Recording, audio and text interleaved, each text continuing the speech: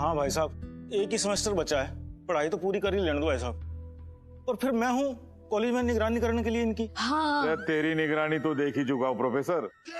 दो पिद्दी सी छोरियां संभाली ना जाती तेरे से।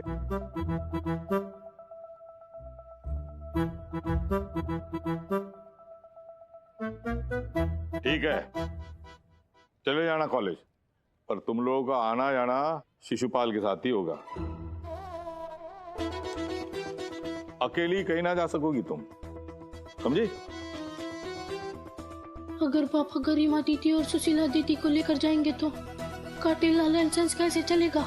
चलो, तुम लोगों की बात मान ली मैंने। अब तुम लोग भी जवान दो, चुपचाप शादी करोगी। इसके बाद मैंने कोई बहस ना करनी, ठीक है? गरिमा। जी पापा।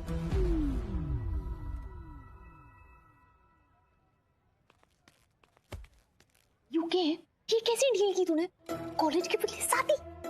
मैं कुछ सोच लूंगी बाद में। अभी पापा कॉलेज के लिए मान गए ना, तो चुप रहे प्लीज।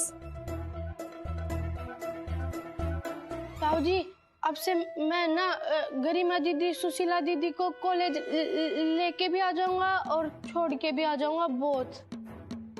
और दुकान किसके हवाले कर देगा? गुन्नू सत्तू के? रे अब वो तेरे नौकर ना है, ऐसा नहीं चलेगा। तू घूमता फिरता ऐश करता रहे और वो दोनों काम करते रहे। अब वो इस घर के दामाद बनने जा रहे हैं, तेरे जिज्जाजी बनने वाले हैं। उनकी सेवा करनी पड़ेगी, इज्जत करनी पड़ेगी तुझे, समझा? हाँ, लंगर खोल रखा है ना हमने, सेवा करनी पड़ेगी ना। मैं न्यू कह रही थी भाई साहब कि ये गुन्नू सत्तू रिश्ते के लिए मानेंगे, ये मुझे थोड़ा डाउटफुल लग रहा है। नहीं मतलब इतनी बेइज्जती करी आपने उनकी, है तो फिर मुझे नहीं लगता कि वो हाँ करेंगे।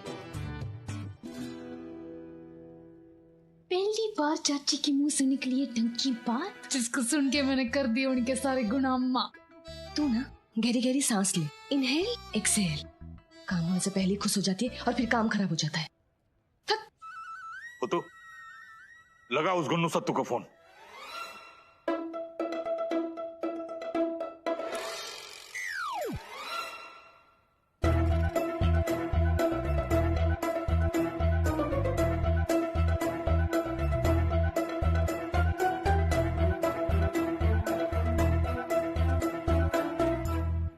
फोन लग ना रहा है ताऊ जी।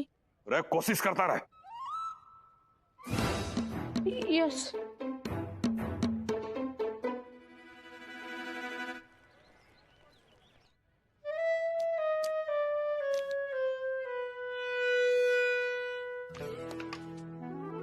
आपकी भतीजों की ना शादी फिक्स कर दी भाई साहब ने, और आपका वोट भी नहीं मांगा, न्यू भी नहीं पूछा कि भाई शिशुपाल तेरा क्या विचार है। एक दिन ऐसे पुत्तों की शादी फिक्स कर देंगे और मैं और आप सिर झुकाए बस उनके आगे का पालन कर रहे होंगे।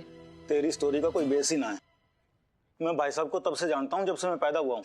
सारे फैसले सोच समझ के लेते हैं भाई साहब, इसलिए अपनी मनगढ़ंत कहानियां बंद कर और अपनी भतीजियों की शादी एंजॉय कर। बल्कि मैं तो कहता हूँ कोई आइटम सॉन्ग तैयार कर ले।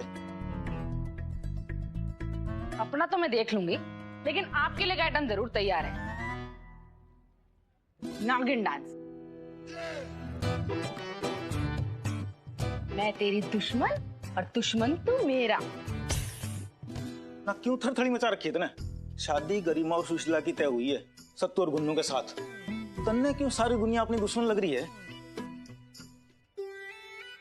तो यह बात है ना, आप ही समझ में आ जाती ना तो खुद ही प्रोफेसर बन चुके होते। हर चीज क ख ग से समझानी पड़ती है। क्या बड़बड़ कर रही है? आप इधर बैठो बैठो। आप ना मुझे न्यू बताओ कि आजकल कार्टेल लाइसेंस का गल्ला कौन संभाल रहा है? पुत्तू। हाँ, और जो गल्ला संभालता है उसे क्या कहते हैं? मालिक। हाँ, अब जब गरिमा और सुशीला की शादी गुन्नू और सत्तू से हो जाएगी तो गुन्नू और सत्तू हो जाएंगे इस घर के दामाद। हाँ? यानी कि गल्ले का कंट्रोल हो जाएगा सिर्फ गुन्नू और सत्तू के पास। तो फिर सिंहासन की लड़ाई में मेरा पुत्तू तो बेचारा पीछे रह जाएगा ना। हाँ वो तो है। बस तो मेरा पुत्तू तो बेचारा स्लिप होकर नौकर बन के रह जाएगा ना। और आप कह रहे हो कि मैं शादी के लिए आइटम तैयार कर लूं। ना मेरे एक बात समझ ना आ रही चंचल, तू करना क्या चाहती है?